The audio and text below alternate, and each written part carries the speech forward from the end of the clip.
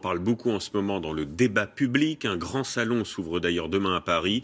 Mode, décoration ou encore loisirs, tous les secteurs jouent désormais la carte du fabriqué français, poussé évidemment par des consommateurs sensibles à la question.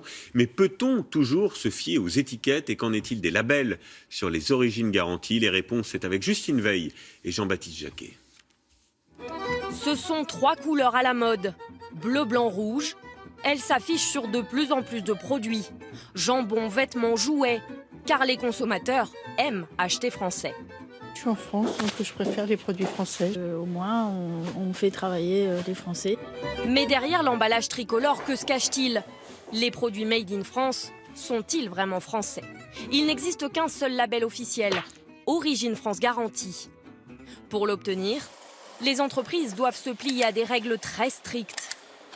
Louis Gibier, inspecteur du label, va contrôler cette usine de béret. Bonjour monsieur.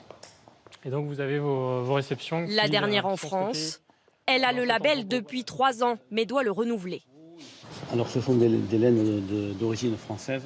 Pendant 2 heures, il va inspecter chaque poste de travail pour s'assurer que les bérets sont intégralement confectionnés ici. On a besoin de savoir par où passe le produit et surtout savoir quelles sont les matières premières rentrantes dans la fabrication de ce produit. La règle pour obtenir ce label, 50% des coûts de fabrication doivent être dépensés en France. Les matières premières, la main-d'œuvre et plus étonnant, l'électricité ou le loyer de l'usine. Alors l'inspecteur va aussi examiner les factures. Le label est payant, 1 800 € par an pour cette entreprise. Mais pour le patron, il offre une légitimité vis-à-vis de ses clients.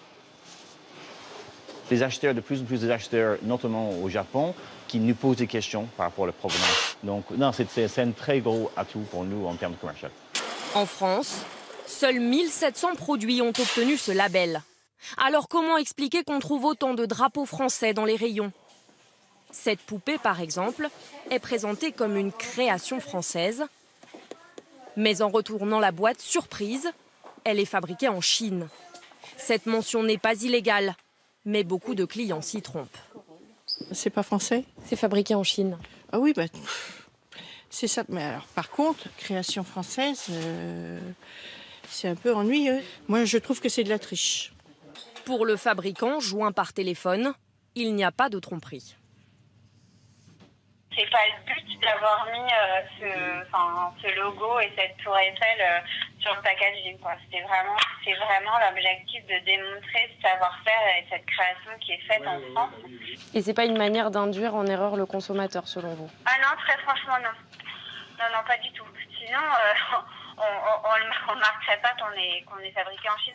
Afficher du bleu, blanc, rouge sur un produit qui n'est pas complètement français, cela s'appelle le franco-lavage. Une pratique courante selon cet expert. Là, c'est vraiment un bel exemple. Donc on a France Authentique, produit original, Paris, le drapeau bleu, blanc, rouge. Moi-même, je m'y serais laissé prendre quelques années auparavant. Mais on va chercher les petites étiquettes où souvent on a l'origine réelle. On a fabriqué en Turquie.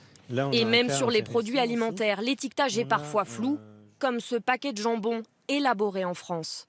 Élaboré en France, encore une fois, ça veut dire quoi? Élaboré en France, c'est encore très vague. Donc on peut imaginer que c'est le jambon qui a été transformé en France, mais ça pourrait être même la recette qui a été imaginée, qui a été élaborée, et le jambon fait totalement ailleurs.